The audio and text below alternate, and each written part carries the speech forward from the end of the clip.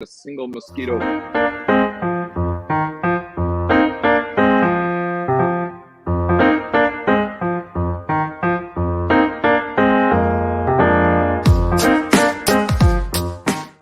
Without Project Clean Slate, there is no telling where I would be right now.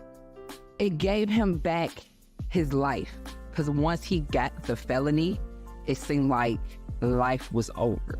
Being unemployed, being depressed, being a burden. Project Clean Slate helped wipe those things away. I can't say thank you enough. I am now able to work for a reputable airline. Detroit had my back, all because I live in Detroit.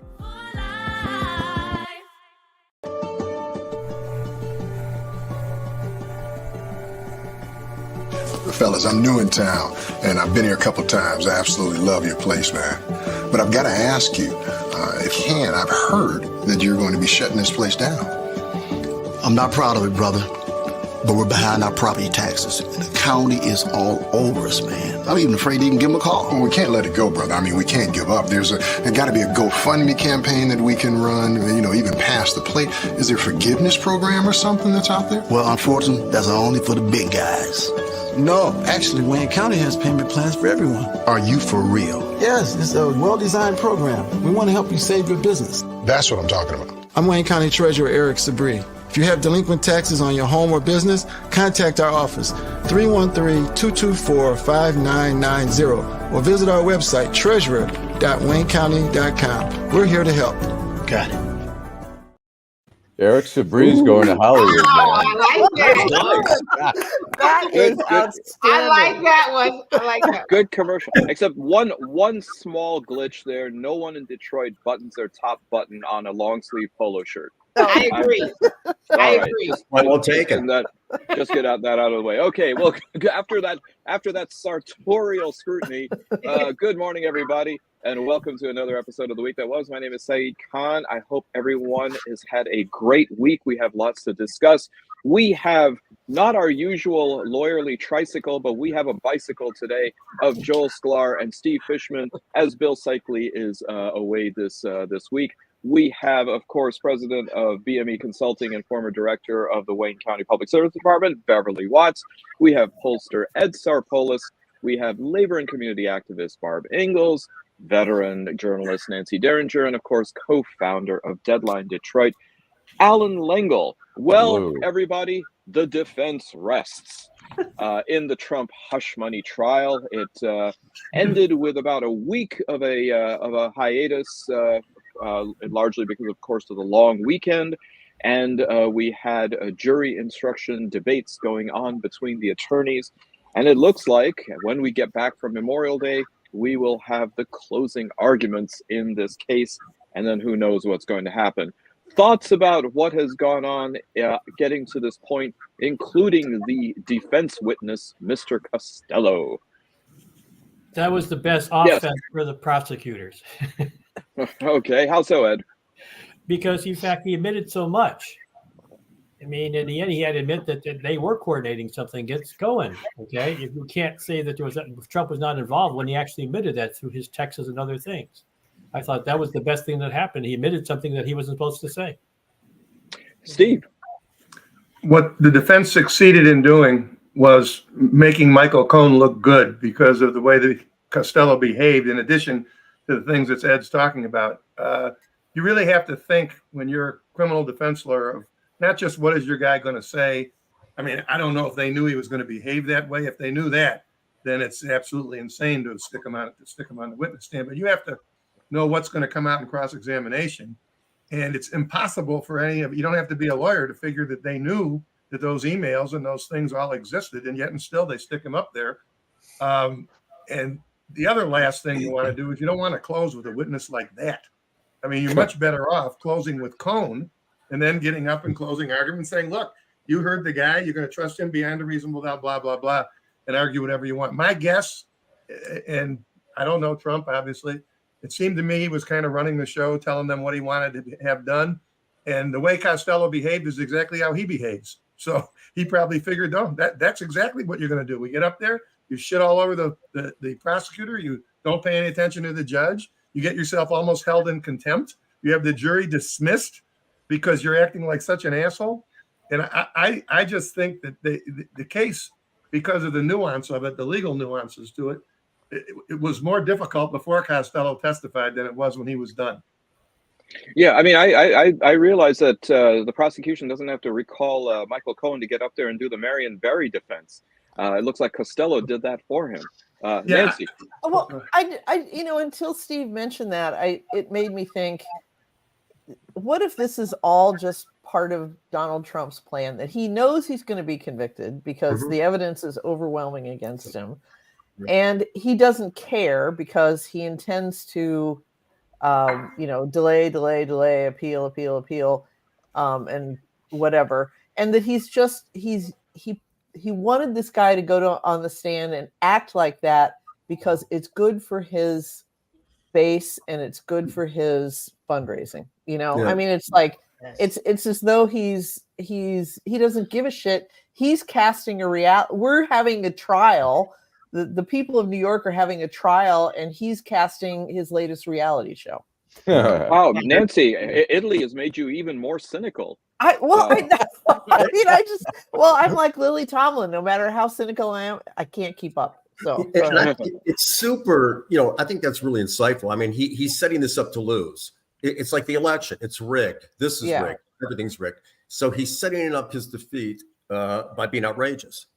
Yeah. Okay. So Joel, on that, I mean, now you're bringing me down your and Nancy's rabbit hole. I mean, the idea that going back to the old hackneyed idea of the election itself being rigged may not work very well. So going ahead and saying that the process is rigged before getting to the election is now the strategy. Yeah. Oh no, everything's rigged for Trump. That's everything the strategy. is rigged from the get. Anytime he loses, everything's rigged, and it's rigged from the get-go, which is why he lost. And same with this trial. It's in Manhattan, terrible jury. Everybody hates me. It's cold in here. Yeah. Right. So he's gaming the system for the loss. Not only that, the hell out of that. And not only that, he's going to be killed before the election by Joe Biden. Well, and I think we have a video for that, but let's go to Steve first and then Alan. Well, there's some truth to that. To me, I just think it's the same thing I've told you guys from the beginning. If you're going to let a criminal mind run a trial, and if he's the one that's telling what he wants them to do, and they're going along with it for whatever reason, I'll never figure out why these lawyers agreed to represent him. But I don't know that it's that he's trying to lose. I think his mind is that twisted. The same thing I always say about this and this is what's the criminal mind. This is the way he thinks people are supposed to behave. And he's done this in every time he's ever been in court. He offended the jurors in the E. Jean Carroll case. He offended the judge in the $450 million case. I don't know that he really realizes that people can't stand him. I really wonder if he really understands that, because he has a criminal mind. And this guy Costello, that's the guy that I really have questions about, because from what I understand, he was the chief of he wasn't the U.S. attorney, but I think he ran the Southern District in New York District Attorney's Office. He's been a lawyer on his own for quite some time. Why at his age would he come in and just make a total ass of himself in front of the nation, basically? It's just, I'm more interested in his state of mind than I am in Trump's. I think I think all of us have a pretty good handle on what Trump's state of mind is. I think in 2016 to 2020, he was already talking about a possible rigged election. He's done that every election just in case, to save face. And the guy won't shut the fuck up already about the 2020 election already. I mean, I'm surprised that his followers don't say shut up already. We've heard enough. He can't accept the loss. Yeah. Like, these people are crazy. Go ahead. They could have followed either way. Yeah. I don't think he's trying to lose. In my mind, I think that he's preparing them, and just in case he loses, this is his strategy. I guarantee you, I think he's hoping that he doesn't, lose. But I think his strategy is always, they're out to get me. This is Biden and his people, the Democrats. They set this up. They pour me. So I don't think he really wants to lose. He is preparing them and setting the stage of people out to get me because they're afraid of me, because my poll numbers, everybody want me back in, whatever. But if he wins, he's like Hercules. He's like God. He overcame the forces of evil, right? So either way, in his mind, he wins. If he loses, he'll take advantage of it. If he wins, he's a God. Yeah. Yes. Heads I win, tails you lose. And he derails all his cases, at least the federal cases against him. Here we have a video where, you know, the FBI, when they do raids and stuff like that, I mean, it's standard protocol that they are allowed to use force if necessary, if, you know, for, you know, reasonable. Well, you know, all the Republicans were complaining and saying that, you know, they were out during the Mar-a-Lago raid to kill Biden. I mean, kill Trump, who wasn't even there. They arranged, look, FBI calls Secret Service, says, we're going to be doing this raid. Why don't you get that schlump out of there while we do the raid? I mean, it's all coordinated with, he wasn't there. It wasn't like a shock. But anyways, here's Jimmy Kimmel weighing in. But in the MAGAverse, it is a plot to kill Donald Trump. Klan Mom led the charge. She wrote, the Biden, DOJ, and FBI were planning to assassinate President Trump and gave the green light. Does everyone get it yet? What are Republicans going to do about it? What a rich imagination this woman has. You'd almost think she has the brain of a child, you know? Wow. Yeah. Well. I mean, just a little bit of semantical amendment there. I don't think it's a raid. I think it was conducting properly the execution of a search warrant which had been legally procured. So Exactly. just to clarify that, in case there are people who actually think we agree that it was a raid. But as far as you're saying, people coming in lockstep and not really caring about all these things happening to Trump, and in fact it's emboldening him, sort of quasi opponent to Trump in the primary race, Nikki Haley, just came out and endorsed him after a fairly vibrant fusillade of discreditations about him, about his candidacy, and about his capabilities. What's going on with darling Nikki? You're the spine of the Republican Party. Absolutely. You know, Ted Cruz could not get on his knees for Trump fast enough, and Trump said that his father killed JFK. Did he say his wife was ugly? Yeah. Little Marco. Look at that face. Right. Yeah. Ted Cruz. I mean, yeah. Little Marco Rubio is there again. Whatever you want. I mean, it's none of them. Yeah. None of them. I don't think it's a surprise. He probably, obviously, I don't think it's a surprise that she came out and endorsed him. Obviously, she probably was pitching for a VP, you know, to get on his ticket, or some spot on the administration if he was to be successful. But I was not surprised at all. I got a question. I got a question for Ed and Beverly, you too. I read a number of articles once she did that the people who voted for her in the primary, according to the authors of the articles, it wasn't so much that they were pro Nikki Haley. They were just kind of voicing their anti-Trump. And the people who wrote these articles both said that they think those people are still anti-Trump. What do you guys think about that? I mean, in other words, her endorsement, it wasn't they were pro Haley. They just were anti-Trump and she was the other person.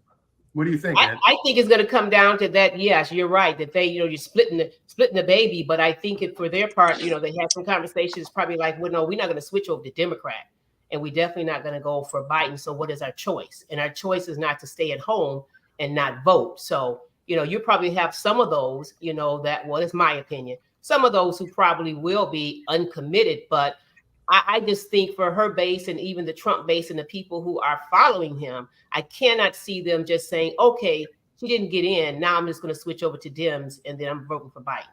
Well, the important thing that I always look at for is who's paying her paycheck. She's got a nice cushy job with a very conservative organization. So thereby, in order to keep her paycheck, she has to go a different direction. She basically killed her future in politics running for president, because now she doesn't have a base of support if she runs again for president when Trump's gone. But you got to look at her paycheck. She's getting a nice paycheck to talk in those terms. Well, viewer Bob just came in and asked whether this is similar to Kamala Harris when she was seeking to discredit now President Biden. I mean, I remember the classic example of then candidate George H.W. Bush trying to throw shade on then candidate Ronald Reagan by calling it something DOO economics, voodoo economics, to borrow from our old friend Ben Stein and Ferris Bueller. but then he ends up being his VP candidate.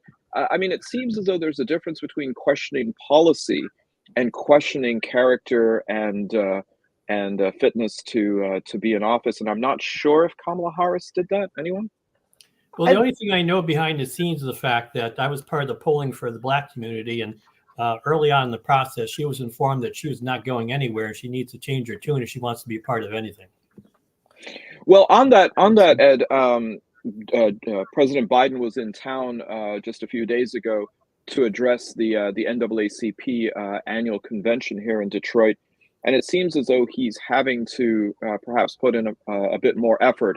Maybe he's not showing it, but certainly polls do, to try to court and confirm the African American vote.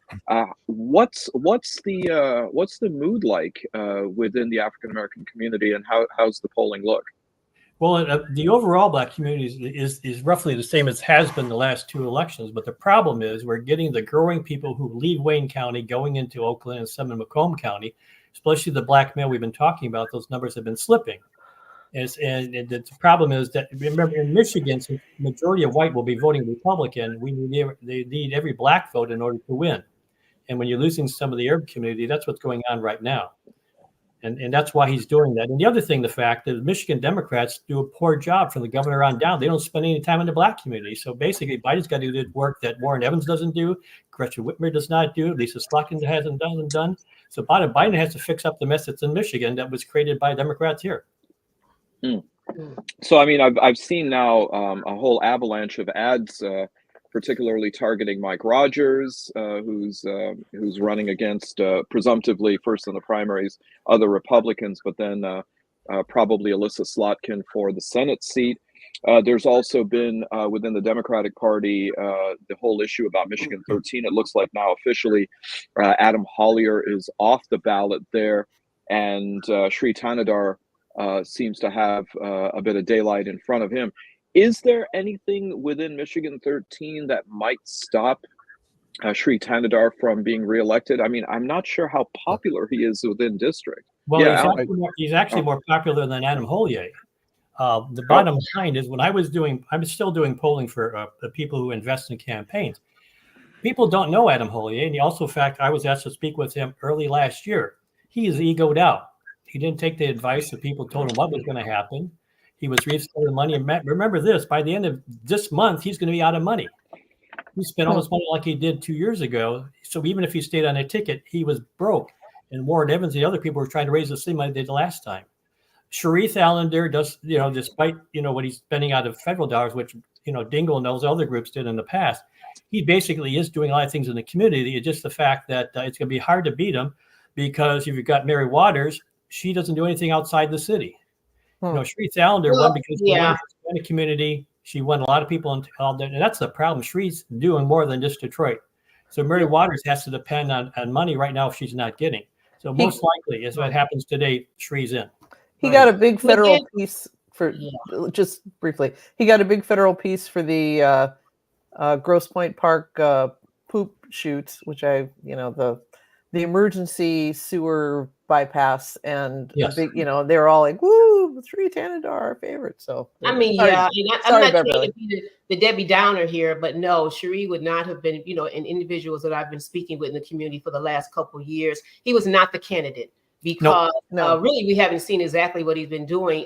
Like a lot of candidates when it's election time, and he really worked hard. Those numbers in the outlying areas to say he's representing and doing something, especially for the Black community. There's not much we can point at and see what he's done in the last 2 years. So yes, it's unfortunate that another candidate is not out there that's viable that we would like to see represent us.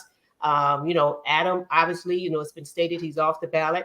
I think I've been hearing a lot of people, even since last week, since it's been announced, that they're just going to throw their weight behind Mary, even though, like you said, Ed, his numbers are high and he'll probably be victorious again. But I do know a lot of people who have been stating they will not vote for him in the Black community. That's true. But remember, Mary Waters is also running for mayor too, next year. Well, everybody is. Yeah, true. Alan. I living in the 13th Congressional District, I can't tell you how aggressive Sri Tanadar is in terms of mailings and billboards and phone calls. I always let his. He has. I'm impressed. It's like, hello. It's a recording for us. Hello, this is Sri Thanadar. This is your congressman. I'm going to have a town meeting in a few minutes. Please hold on. And I've listened to a couple, and they're pretty well done. They're virtual town meetings. He is so aggressive in his campaigning. He's everywhere. But did you hear him in 2023? Did you hear him in 2022? Of course, we're going to hear all that in 2024. He showed up at the downtown synagogue when they reopened last year. He's everywhere. He's omnipresent. And remember, he's always mailed out things to your mother on Mother's Day. Oh yes, he sent that. Oh yeah, the nice, beautiful flower card. I always let his calls go to voicemail because I love to see what the automatic transcription makes out of his name. It's like it's that commercial he did when he was running for governor all over again. Yeah, Allan, I don't want Carl Castle to be the voicemail greeting on my phone. I want you doing Yiddish with an Indian accent. Closer. Shonda. It's too schmaltzy for me. Oh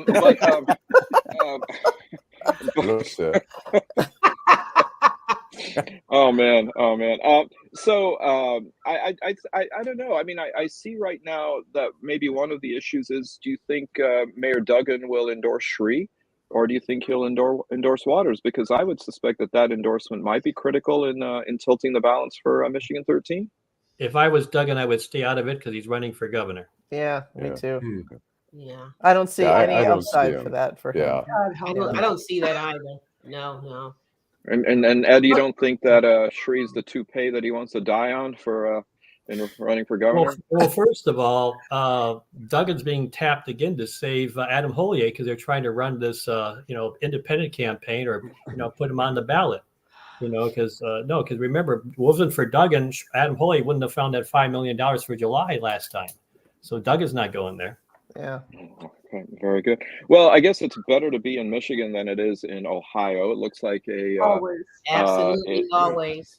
And Ohio still has issues. There was the Ohio abortion ban constitutionality decision by the county court. Ed, how much of the polling you're seeing places abortion front and center in local and national elections this year? Actually, it dropped in the last 3 weeks. And let me tell you what's going on. This is the younger crowd again. So all of us oldies here. And focus groups and polling right now, and this was done by a couple of national pollsters. Right now, even among women under 35, it's more important to cut their inflation costs than it is their abortion issue. And that's why they think they're leaning more. Now they're back to Trump because the fact he'll take care of the inflation. And that's more important in their mind than the other stuff. That's what's happening right now. We're in this middle phase, and their eyes are more about inflation and the economy versus their personal rights. Okay. What do you think? Yep, Nancy. I was just going to say, does anybody think, this is just a question for the table here. I'm starting to believe that these persistently high prices are a function of corporate boards or corporate executives saying, we can get away with it. Let's get away with it. Because I just don't see any reason we should still be paying the prices that we're paying for some of these goods and services, particularly food. I mean, fuel costs have been higher. The supply chains are back up and running. We should be back down to pre-COVID levels plus, say, 3%, maybe 6%, instead of 20 or 40 or whatever. I mean, we don't eat out very much anymore for just that reason. I mean, to help you out right now, Walmart and Target actually admitted what you're just saying this week. They have to lower their prices because now they're impacting their bottom line. Yeah. Also, right now, it's cheaper to go to a fine restaurant than it is to go to McDonald's or Colonel Sanders. Right. Well, at least if you it's a better value. You're gonna get something better for that. I know. These corporate overlords know that their taxes are going to be raised under Biden. He keeps promising that's where the money is going to come from. So they're gonna keep the prices high and help their boy Trump every way that they can. The oil companies are going to do that. I think they're going to stick to it. And as long as people don't understand why there is inflation It's not because of Biden's policies. It's because these guys cannot cram enough of our dollars in their mouth. Yeah. Yeah. Steve, isn't there a lawsuit, Barbara? Isn't there a lawsuit now by pensions of Trump because he promised billions of dollars in savings to the big corporate oil people in order to raise him $1 billion? Isn't there? Yeah, he basically said, "I'm going to roll back all of Biden's climate moves but you guys have to raise $1 billion for me." For me, and they'll do it. And the Senate is investigating that right now. Right, yeah. Alan. I mean, I think some of it's all that you guys are saying, but also the labor costs have gone up. I mean, White Castle's paying $15 an hour. The restaurants, pizza joints paying $22 an hour. It's hard. But also, I think some companies are like, hey, we got, people are paying that price. I know, like the Honeybee Market, their prices went up for their famous guacamole when there was an avocado shortage. And when there was no longer an avocado shortage, the prices remain the same. It's like a little exactly the sort of thing that you would notice and be distressed by. I'm distressed. Avocado. I mean, keep your hands off that avocado. It used to be the large container of avocado was $10. Now the smaller one is $10. It's still the I can show you how to make your own guacamole for considerably less, but that's okay. Yeah. That's next week. Here's the thing with labor costs. Not this last week. Every single dime of the extra that goes in labor costs direct back into the economy. They're going to Target and going to Walmart, and they're going to those places, and it's a bullshit argument to me. Blame the labor costs for this because this is only good. If you go to these stores, they're full of people shopping. Costco is full of people shopping. Target is full of people shopping, and they're paying it. But this is a direct result. People have spending money again. So their argument to me on the ground is completely, and everyone whines, but you got to buy food. You have to, got to eat, right? Well, part of it is if you go to Costco and if you play the game right, you can actually load up on the samples, and that's lunch for a family of 6. Or dinner. You see people circling. No, you're right. I'm glad they brought that back. And I'm going there later today, and I'll get well fed. Try that. I have not tried it yet, but they have a $2.50 chocolate chip cookie that's supposed to be amazing. Oh, wait a minute. Well, Alan, you makes the best chocolate chip cookies in the United States of America. Alan, I That's think a bold you are claim to true.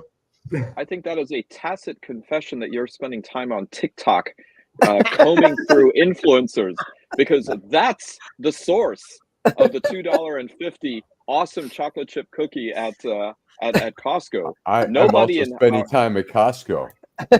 You are clearly doing that. Yes, Michael.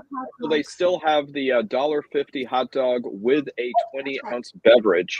No longer kosher though. No longer. It used to be kosher. Now it's you didn't need to tell me that.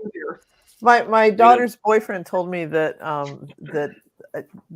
somebody wanted to raise that, and the CEO of Costco said that was a lost leader hill that he was going to die on. They had to keep the $1.50 hot dog and 20-ounce beverage. So basically, now the meat for the hot dog is just coming off the hindquarters. Yeah. Right. Well, what is so funny in Grand Rapids, Michigan, the largest senior clubs meet every weekend at Costco so they can get their cheap hot dogs and pizza. Literally, there's senior clubs that you can't go in. They're not buying; they're just sitting there eating. But you know what? You buy Goodwill. That's like the geezers that go to McDonald's or in Grosse Pointe, of course, Einstein Bagels, and just hang out there every day and drink a little bit of coffee. And it's so there you go.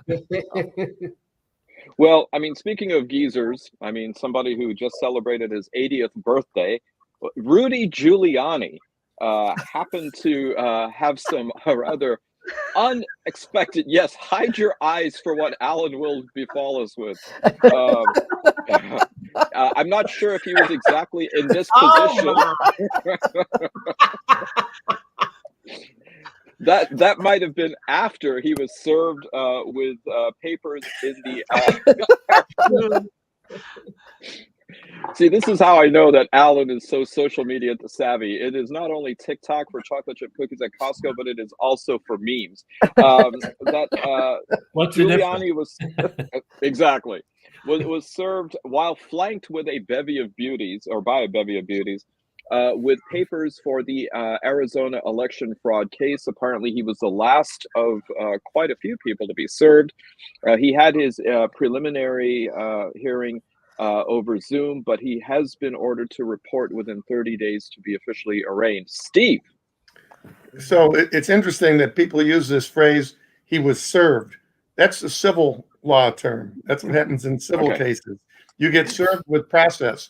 What happens and what could have happened to him, because he donkey-dicked around and didn't go over there and show up, they could have just grabbed him and thrown him in the can and then transported him to Arizona if they wanted to. There's no such thing as service of process when it's a criminal case. If it's a grand jury subpoena, that's one thing. But once there's a charge against you, the normal person has his or her lawyer contact the court and whoever the prosecutor is and set up a date to come in so you avoid what could have happened to him. He could have been there with that bevy of beauties and they'd have just been ushering him right out the door into the paddy wagon. That's the thing. When you see the difference in the way people are treated, people here, there's plenty of people that have the right to, not the right, that are allowed to walk in when they're charged in federal court. But how do they do it? Because they have a lawyer. The lawyer contacts somebody. This guy just ignores what's going on because it's, quote, service of process. I just wanted the viewers to know there's really no such thing in a criminal case. Wasn't he? I was going to say, wasn't he like crowing on his radio show or whatever that if they didn't arrest him or serve him or whatever in the next 24 or 48 hours, they were going to have the warrant was worthless. I'd never heard of that before, but voided or something. Yeah, that is complete and total horseshit. Okay, once the charges are brought, if it's in federal court, for instance, the statute of limitations between the crime itself and when charges have to be brought in almost all federal cases is 5 years. But once the charges are brought, it's just a matter of getting the defendant. Don't forget, there are charges brought against people who've already fled to Cambodia. That's what I thought. I'm not going to call them clients, but I've been contacted many times by people who are in Lebanon where they don't have an extradition treaty or other places where there's no extradition treaty. What do their friends or relatives that contact me want? Can you arrange with the government, meaning the United States Attorney's Office and the FBI or Secret Service, whoever it is that's the agency, can you arrange so he can come back and they won't stop him at the airport, which is exactly what they'll do, even if it was 10 years ago, as long as the indictment was issued on time, and they'll throw him in the can, and then they'll transport him to Detroit to be arraigned. So this kind of stuff, there's no such thing. I don't know what Giuliani's even talking about, or maybe the media got it wrong. I mean, because what you just said makes absolutely no sense. Yeah, it was a direct quote, and I thought, and it was. I was thinking it'd be one thing if he had fled to Cambodia or Lebanon, but he'd never give up that much comfort when he could just go to Arizona or Mar-a-Lago. There was a something on that lawsuit that he had to drink his own coffee, 30-pound coffee that he just put out on the market. And that's what everybody was concerned about. Well, Ed, as we know, coffee is a natural laxative. But I'm surprised they didn't get somebody underage looking to just pop out of the cake and hand it to him. I think he would have. There would have been no. That would have been hilarious. They've been handing him that and then a can of hairspray. So he's got a whole drip, 9 drips. Well, apparently the crying and the wailing and the lamentations that apparently happened while he was getting the papers was similar to when another Rudy had an event, and that was Rudy Valentino's death in 1926. Oh, wow. The box office and matinee star had women swooning at his funeral cortege in LA. So I'm sure that's exactly what people were channeling when Giuliani was getting his comeuppance. Well, locally, though, we have, of course, another legal issue that seems to still perpetuate, and that's dealing, of course, with Ethan Crumbley. It seems as though his attorneys were seeking the pre-sentencing reports in their efforts to have an appeal, trying to reduce Ethan's sentencing from being life without parole. And it apparently is that the parents have refused to waive the privilege to the confidential pre-sentencing reports, and Steve is waving his finger. Well, in federal court, the only people who get to see a pre-sentence report are the government, the lawyer, and the defendant on the case, and the judge, and the probation officer who prepares it. There's no such thing as being able to share it. In fact, we keep it, but we're not allowed to show it to anybody else. So, for instance, if a co-defendant on a case, if his lawyer contacted me and said, God, I'd like to see, I can give him an idea of what's in it, but I can't have to share it with him. State court, I haven't been in a long time, as I tell you guys all the time, but I know that in recorder's court, when I used to still go there, you could look at it and you'd read it and you'd proceed with the sentencing, and then you had to turn it back in. And I believe it was the same thing in Oakland County Circuit. So again, the press is making it sound like the parents are doing something to them. Personally, I don't think there's any, quote, privilege you can waive.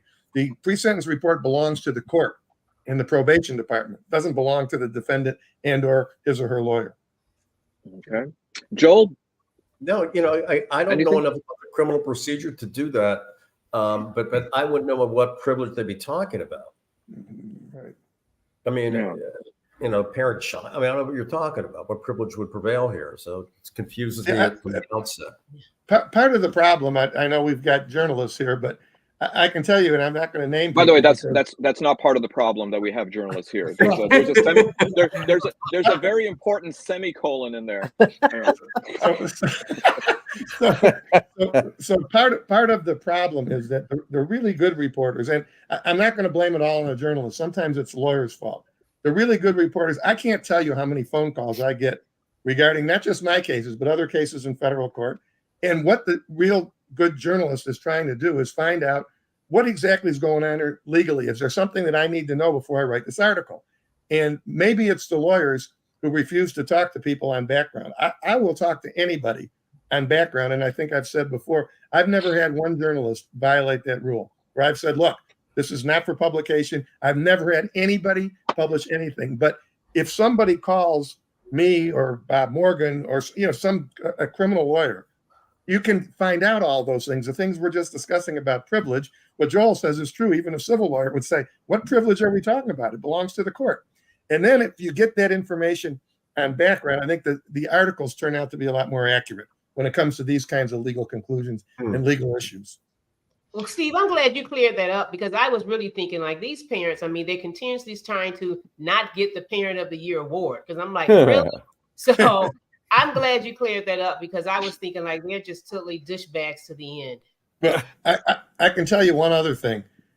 Given the fact that they both went to trial, given the fact that the sentencing hearings were long and detailed, and their lawyers said every possible thing they could, which the transcripts are available to everybody, not just to the lawyers. The public can get the transcripts if they want to pay for them. If they have all that information, I can't imagine what they would find in the pre-sentence report, because the pre-sentence reports for the parents would be about them. It wouldn't be about the kid. They're not going to be talking to, and their lawyers, my guess is, didn't let the parents say anything anyway about the offense because they didn't testify. Or wait, no, she did testify. That's right. Maybe they let her say something. But there really wouldn't be anything in there that would be helpful to the kid. The issue with the kid is going to be what I told you about before, whether or not, because of his age and because of the Miller case, which is not such an old case, that talks about young people and their ability to process and blah, blah, blah. That's going to be the issue for the rest of that kid's life. And my prediction is, even though we'll all be dead, he's going to get out before he serves a whole life sentence, in my opinion. Really? Everything is working more in that direction. People are getting out of jail who committed these crimes, and he only was 15, I think, right? 15? Yeah. I mean, even 17 and 18. There are guys who are being released if they did real well inside. And then the analysis that the Supreme Court did in this Miller case, which is a fascinating analysis to read. All the psychological evidence really points to the fact the brain is not fully formed. He's going to do 30 years, 40 years maybe. But as I say, we won't have to worry about it anyway, because we'll be under the ground. Right. I saw. Steve, I'm actually a little bit more optimistic for everybody, including myself. But all right, Barb. I just want so going over things this morning, trying to get ready for this, and here's a story about the Crumbleys. And they really, I mean, this is important to understand that, because I had no idea that what you know about that. And here's all this. Mrs. Crumbley said this about, we can't use this. And basically, they both said this kid's on his own. Right. I mean, that's the bottom line of what they said. His attorney said counsel has an able-bodied client who can advise his own counsel as to his family. Mrs. Crumbley said she's not waived her statutory privilege, allowing the disclosure. I mean, and I guess that's the thing, is that maybe it's the stories are out here to make us hate the Crumbleys more. I don't know if it's possible. Exactly. To hate the Crumbleys more. He also had a quote from the dad. You're right. So right, both of them, and running as fast as they can from their responsibilities to that poor little bastard. I started watching like a special report that was on Hulu or something. I was just surfing around, and the difference between Ethan Crumbley at 15 in his first court appearances and Ethan Crumbley at 17 in his last court appearances is heartbreaking, because you do realize just how young that kid was when he did this. And he's 18 now, actually. Oh, okay. Well, he's 18. Yeah. I mean, he's grown. His voice has deepened. He looked like a little baby in court. He did. He looked like a child, and I think that's without excusing or trying to explain anything that he did. Right. It's really hard for a person with a heart to look at that 15-year-old and say that kid deserves to be put away for the rest of his life. I mean, he reached out for help and he was denied help. And so then he reacted to being denied help. And there was nothing but victims. Exactly. It appears he probably wasn't on his meds constantly, which would have aided him. I don't think he even had meds, though. I mean, that's not being allowed to have a gun would have saved him. Yeah, I think there it is. There exactly it is. Right. Yes. So I think Steve's right. I think somebody's going to let him out at some point. So. Well, Steve. I don't know when your birthday is. I don't know what's the anniversary of your bar mitzvah, and I know we're past Tet, which was earlier in the year. But I've got two stories that deal with Mumford High. One is there's going to be another Beverly Hills Cop movie, and we know that there was a Mumford High School shirt in that one with Eddie Murphy. And the other is alumnus of Mumford High, convicted insider trading stock. Ivan Boesky died this week at the age of 87. Okay, so I knew you were going to say something about him. Go ahead. I can dispose of the first one quickly. I'll have a remake. Bruckheimer, I don't know if he's probably still alive. He's older than me. He's in his 80s. But that's one thing. Ivan Boesky, by the way, people who call him Boesky, that was another thing that he did, because he didn't, I guess, want to identify so obviously as a Jew. But his name was Ivan Boesky. The Boeskys had a delicatessen, and I want to say Dexter, I can't remember where, and that's who the Boeskys were to us. They were deli people. And then all of a sudden, Esquire Deli? Was it Esquire Deli? No, I think it was called Boesky. This is two Jews arguing over deli. Esquire had great sandwiches. Just so disturbing sometimes. Just so Joel, the rest of us are saying, "Hold my knish." Oh my God! It's like, go ahead, Steve. I want to hear more. So you have to keep in mind that when he went to Mumford High School, I think he died at 83, which makes him 8 years older than me. So he graduated in 1958. The school was completely different in 1958 than it was when we went there, because probably in 1958, Mumford was probably 75 to 80% Jewish, I would say. There were a smattering of black people and a smattering of Gentiles. By the time we got there, our graduating class, we always joke about, was 50% Jews, 49% blacks, and 3 guys who got kicked out of UAD High. Because at our 20-year reunion, whoever put it on, they got up and they read, Boesky's Deli. There's Adelson. He knows because he's older than me too. That's right. So they get up there and they call off 3 or 4 names, a Polish name, Italian name, and everybody's kind of looking at each other. And whoever was talking, they said, after careful research, these are the only 4 people in the class of 66 that were neither black nor Jewish. So, my point being, Boesky was a crazed example of it, but there were a lot of people back in that day. The only thing they wanted to be was rich. And a lot of them were successful in legal ways. And a guy like him was obviously not successful in a legal way. And ultimately, he did very little time when you look at it, though. For the kind of crime that he did. He got 3 years. He got 3 years, but he only served 2. Well, that's what happens in federal court. You get good time. I'm not a lifer the way all of you guys are. I didn't grow up here. I didn't move here till I was in my 40s. And so when I read his obituary in the New York Times with great interest, and the Detroit stuff was fascinating. But what struck me, Steve, is that he married a rich girl, Seema Silberstein, I believe. Her parents owned the Beverly Hills Hotel. And he was quite the fuck up. I mean, he graduated from Mumford because he got kicked out of Cranbrook.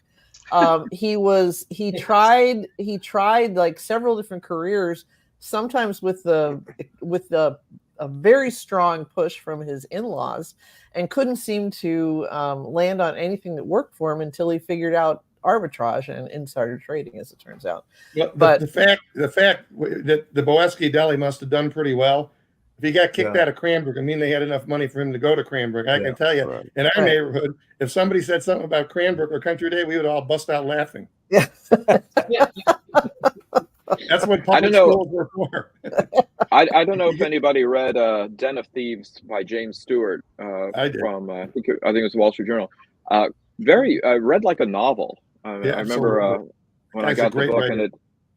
and talked about back in the mergers and acquisitions days and the LBO days. I mean, people like Michael Milken, Marty Siegel, Dennis Levine, and Boesky looks like he. See, you got me doing it too. Boesky looks like he turned everybody in. So I'm going to say Ivan Boesky elsewhere, and no one's going to know who the hell I'm talking about. But at least for us, you got to hang around Steve Adelson and me and people our age. Everybody will know.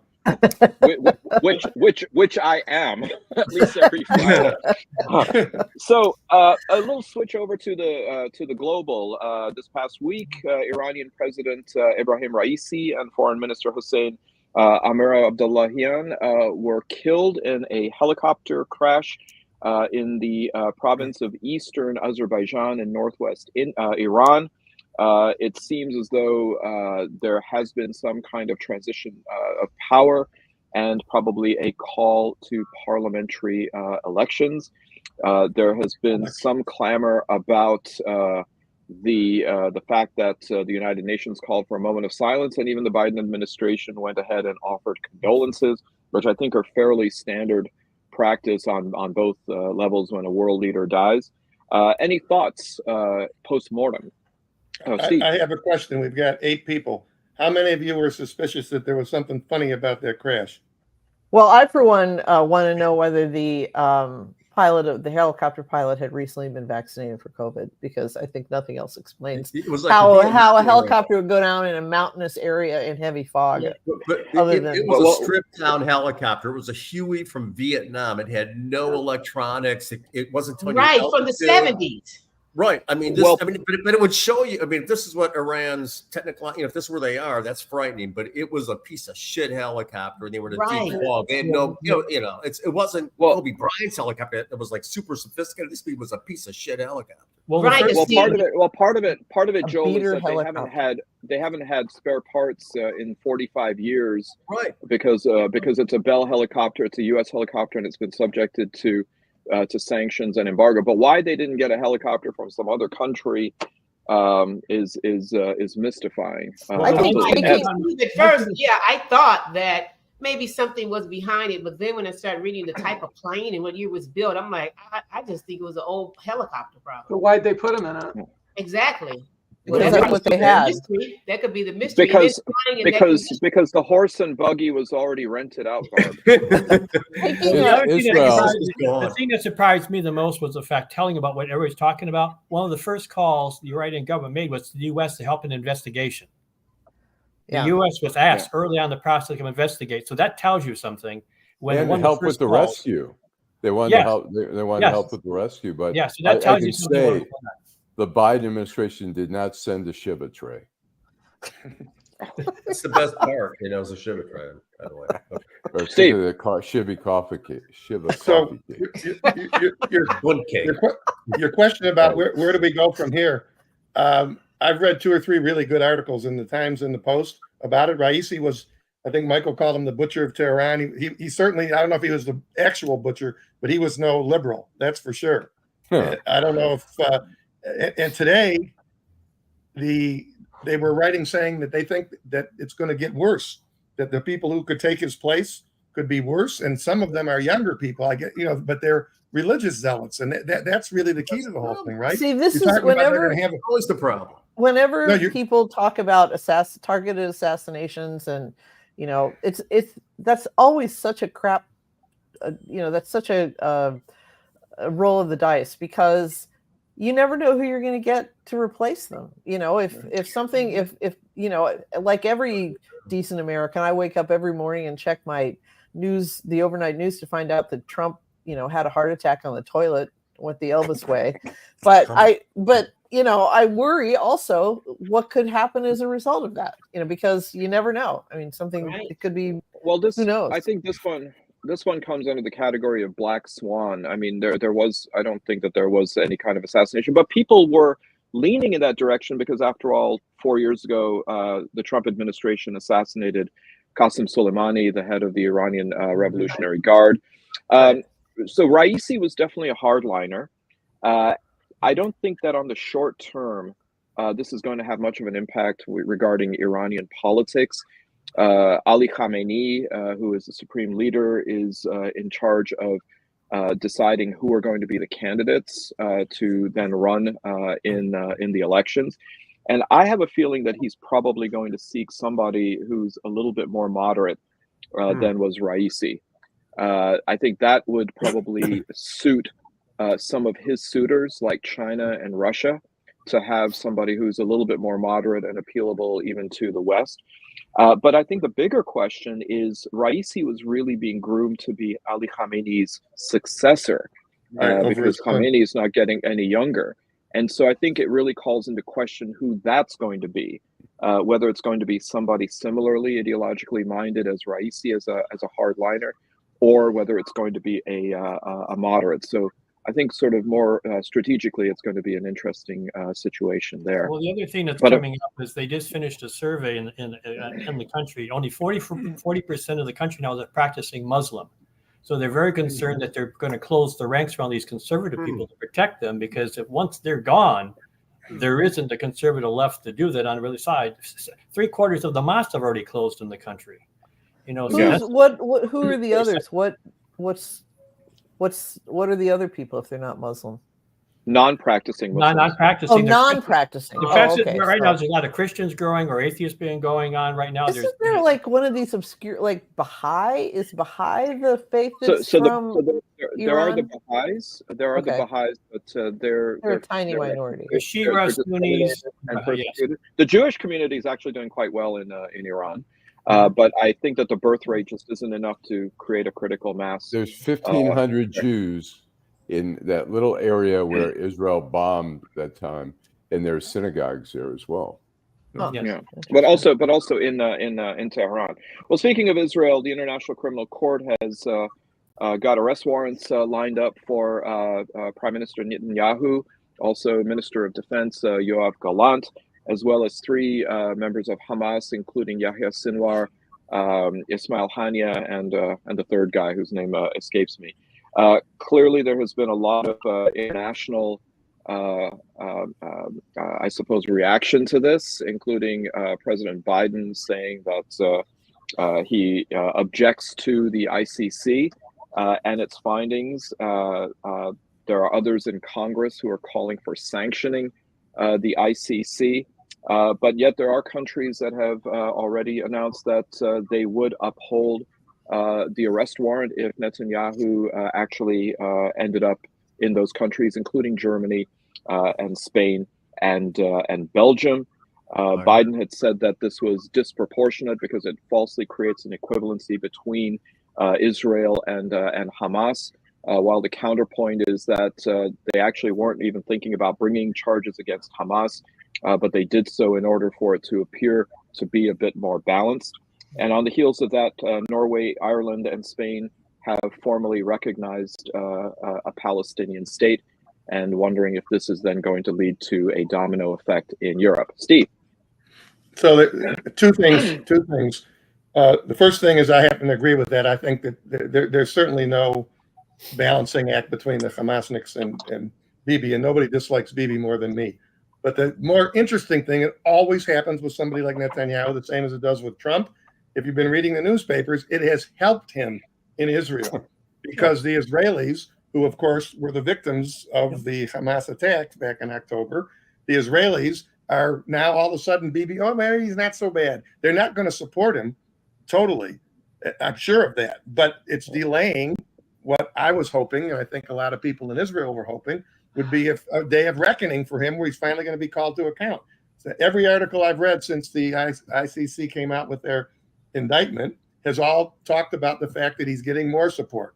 The Gantz and the guys who were going to leave the government, well, now, blah, blah, blah, blah, blah. So the law of unintended consequences, and he's been a very, very lucky politician. And this seems to be, at least in the short term, something that's going to be lucky for him. Well, lucky politician, but what about his luck as a statesman? He is no statesman. Who are we kidding? He hasn't been a statesman ever. The reason he's in the position he's in, I'm telling you, and the reason Americans went crazy for him was because his English was perfect when he was the ambassador to the United Nations many, many, many years ago. And people went crazy thinking, listen to this guy. He's I think he went to Columbia. He's well educated. He's no statesman. He's nowhere near a statesman. What he's actually, I think he went to MIT, if I'm not MIT, mistaken. Whatever it was. But he spoke English without an accent. At the time when Yitzhak Shamir was prime minister, and you could barely understand, I could barely understand him in Hebrew or English. It's just a different world. But he's not a statesman. He's never been a statesman. And to pretend otherwise, you're just deluding yourselves. And all you have to do is ask people like my sister, my Israeli sister, and people that she runs around with or hangs around with, and you're going to get that same response. And he's been the same way for all of these years. It's nothing. He's just gone further to the right because he needed those people to stay in power and avoid going to jail for the crimes that he's been on trial for 100 years. As Rabin's wife said, after Rabin was assassinated, she said to Netanyahu, "You have blood on your hands." That's right. He's been sabotaging the peace process from forever. That's right. Once again, I never thought I would live long enough to see Israel teetering. I never thought I would live long enough to see the Republican Party go whole hog for the Russians. And I never thought I would see the day when Israel is teetering on the brink of being a pariah state. But here we are. Yeah. They're very close. Yeah. That piece in the New York Times magazine was just the most chilling thing I've ever read. And it took me 3 days to read it because I just kept getting so depressed. Oh, the one I sent you? Walk away from it and go back. And if anybody hasn't read that, I recommend it. But it's about the rise of the settler movement and how it's grown because Israel has refused to enforce its own laws, which is supposed to keep it in check. There's a companion piece. It's not quite as heavy, which I sent to Steve. I probably should send it to the rest of you. A profile of Marian Adelson that was in New York Magazine this week, and it's also just one that you just can't believe. But the widow of Sheldon, of course. Yeah. So Barb, I thought you were going to say that it's Bob kept hiding the magazine from you to do the crossword. But we do New York Times online, so. Oh, okay.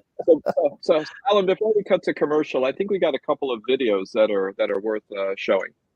All righty, we have Bob Menendez, the senator from New Jersey, who's on trial. For now. According to the New York Times, his lawyers now offering a new explanation as to why he had thousands of dollars in gold and in cash in his home. They say that the habit is rooted in traumatic family history.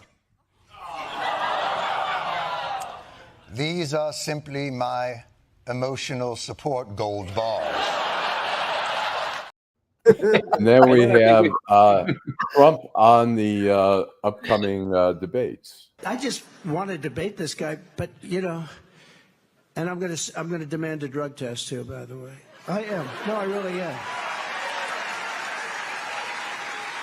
I don't want him coming in like the State of the Union. He was high as a kite.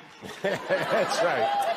Sleepy Joe, he can barely put two sentences together, but he's also firing on all cylinders when he's on cocaine. Proud Joe Biden is on, starts with Meta and ends with Musil. Okay. Well, good for Trump that Valtrex is not a performance-enhancing drug. All right, let's cut to commercial then. Without Project Clean Slate, there is no telling where I would be right now. It gave him back his life, because once he got the felony, it seemed like life was over.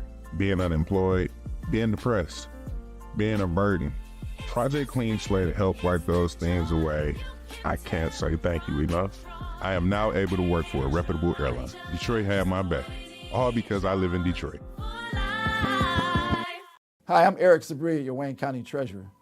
If you're living in the home of a deceased family member and you're facing property tax foreclosure, the probate process can be helpful to you. If you file a probate petition and notify our office, the foreclosure proceedings will be halted during the probate process. Contact us at 313-224-5990 or email us at taxinfo@waynecounty.com. We're here to help.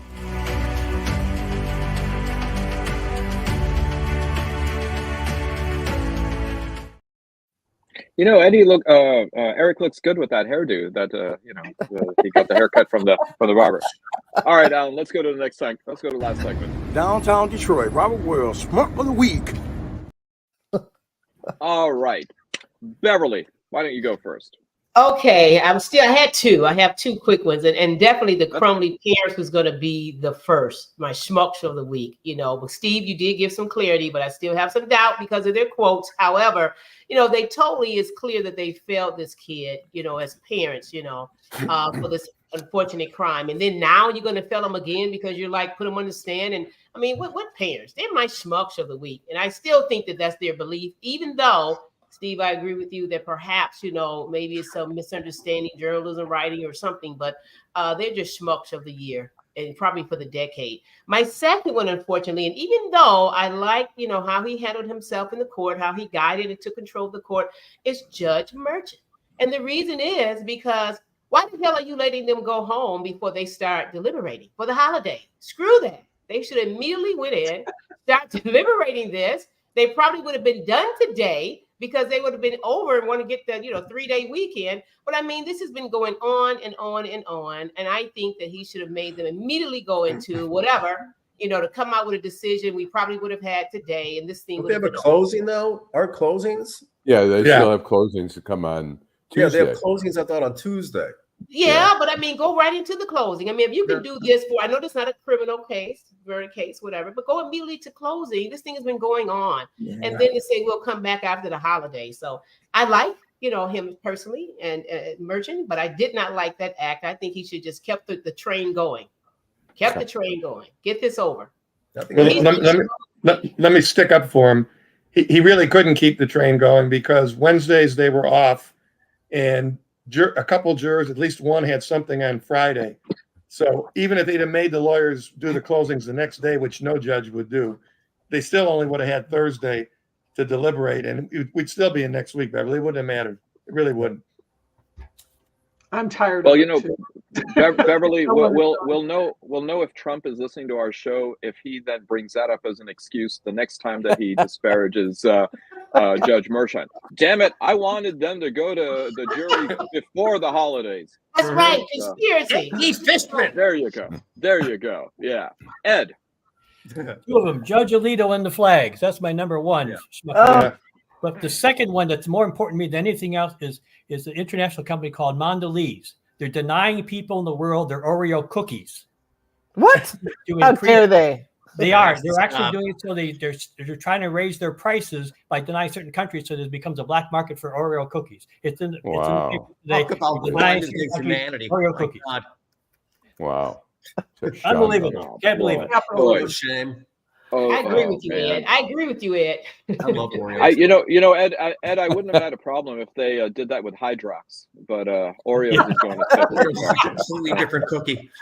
Oh yeah, Joel. Very much so. Okay, I have two. One, the gentleman who does our intro for the Schmuck of the Week, Robert Wells, is a wonderful man. He was employed by Global Valet. Sadly, the Ford building no longer has the valet service. Oh no! Yeah, wow. Yes, it's kind of a Schmuck of the Week because I'm telling you, those it made your day better every day when you came in and when you left. He made you feel great. How about the Penobscot? Is the whole thing, that whole block is gone, from what I can see. Maybe I'm rusty, Right. but I think they're gone. But my schmucks of the week are going to be the entourage that Trump brought to trial with them, the one with Chuck Zito. And I'm thinking, no offense to Chuck Zito, man, I don't want to offend that. But, you know, what is the message he's sending? What is going on here? Is it that, hey, you make a little verdict, you know, with I mean, what is he doing? He's casting a reality show. It's fucking you know, nuts. So like the charade or whatever it is, this kabuki dance. Yeah, those are my schmucks of the week. That entourage, the minions who come out to pay homage. Mm-hmm. Good one. All right, Barb. This week, I think it's really pretty much that entire wing of the Republican Party. They dance like little monkeys to whatever Trump wants them to do. You've got Costello in the courtroom. You've got these nitwits behind him, you know, saying the things that Trump isn't allowed to say. They're defending Alito and the flag. I mean, all of these things, and these people are just there. And Marjorie Taylor Greene having the stupidity to go after Jasmine Crockett, and then now we have to hear beach body, bleached blonde bitch or whatever they, you know. Bleached body. That's brilliant. We are dragging America down once more. It's all of them. That's great. That's Well, I was reading an article that the #1 destination for people over Memorial Day weekend, instead of remembering people who served and died, is Las Vegas.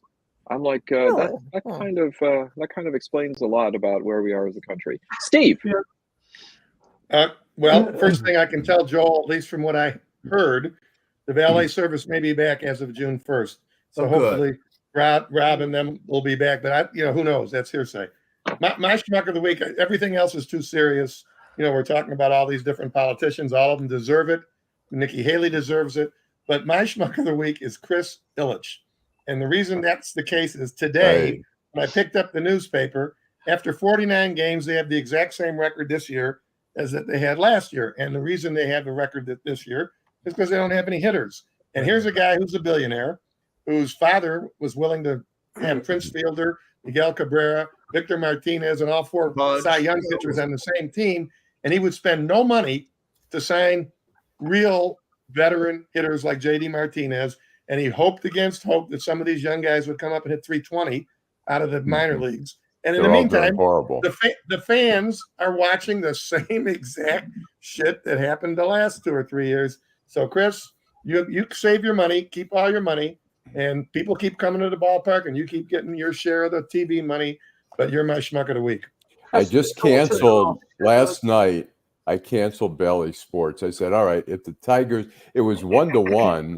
And I checked the final score. It was 9-1. They lost. And I said, that's it. Besides, Bally Sports is horrible. It's sometimes hard to get on, even on TV and stuff like that. It's so fucked up. So I finally canceled. We were in the Lager House last night, and they had the game on, and they were like, due to technical difficulties, so they're out for like 5 innings. And like you said, it was 1-1, and then you come back and it's like 6-1, and then it's 9-1, and so. My friend Mike they're horrible. Always doing everyone a favor. I can't even watch it on Comcast, man. I can't watch a Tiger game.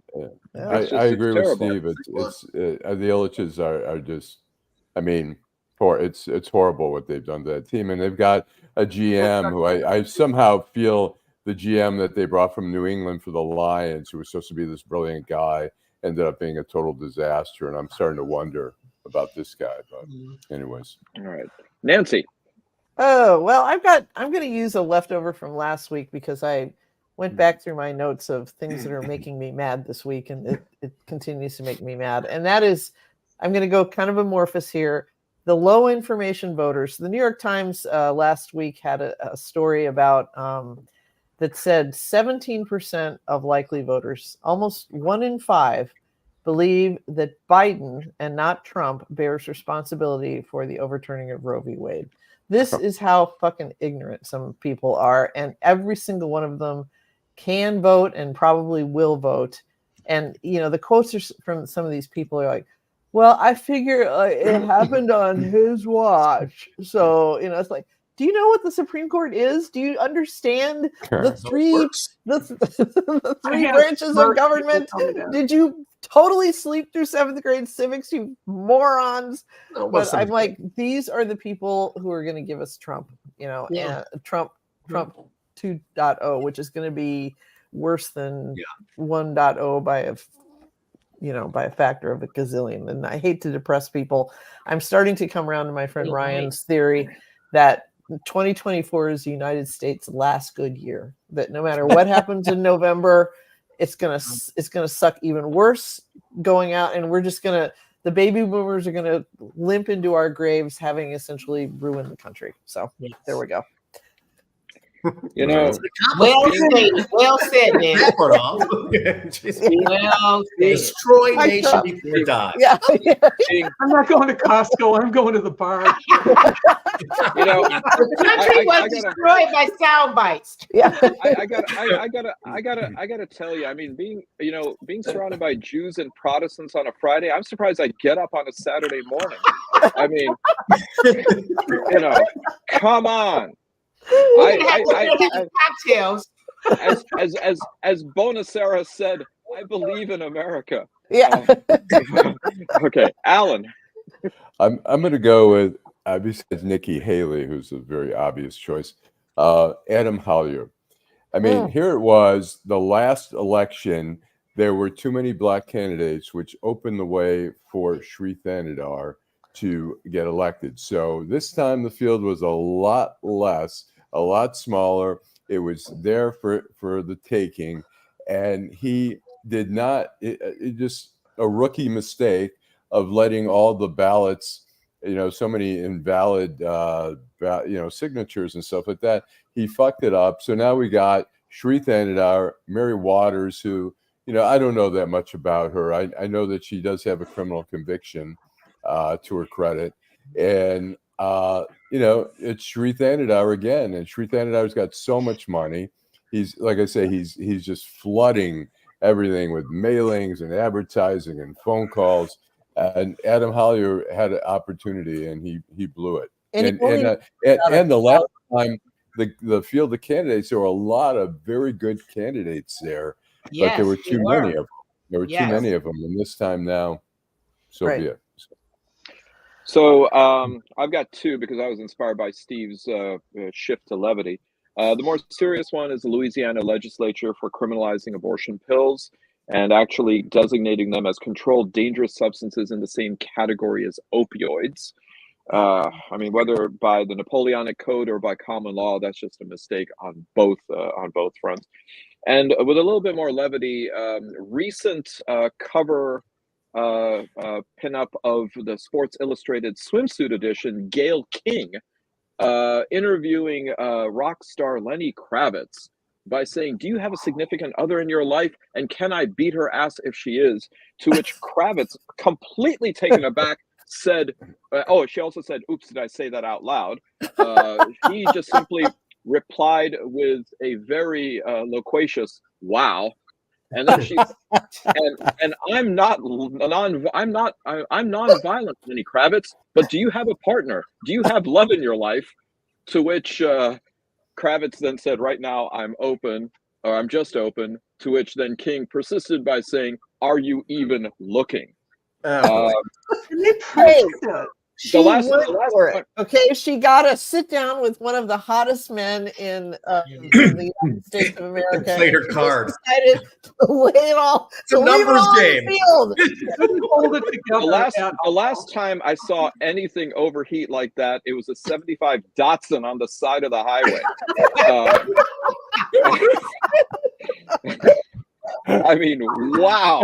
To put it to paraphrase and to quote Lenny Kravitz. So Gayle King, have some self-respect and some respect for your audience. Yes. Our ridiculous. That is great. And I like what because he also has an Amazon. He's got a nice place in the Amazon by himself. So this really changes his status. Ed, I believe that anytime he's in Gayle King's hometown, he's not going to be singing "Are You Going to Go My Way" ever again. So, it's too much of a mating call. Really? Anyway, thanks all for being here for another episode of The Week That Was. Thank you, Steve Fishman. Thank you, Joel Sklar. Thank you, Beverly Watts. Thank you, Ed Sarpolus. Thank you, Nancy Derringer. Thank you, Barb Ingalls. And thank you, and with the last word, as always, Allan Lengel. Drive home safely. Have a great Memorial Day weekend, everybody. Take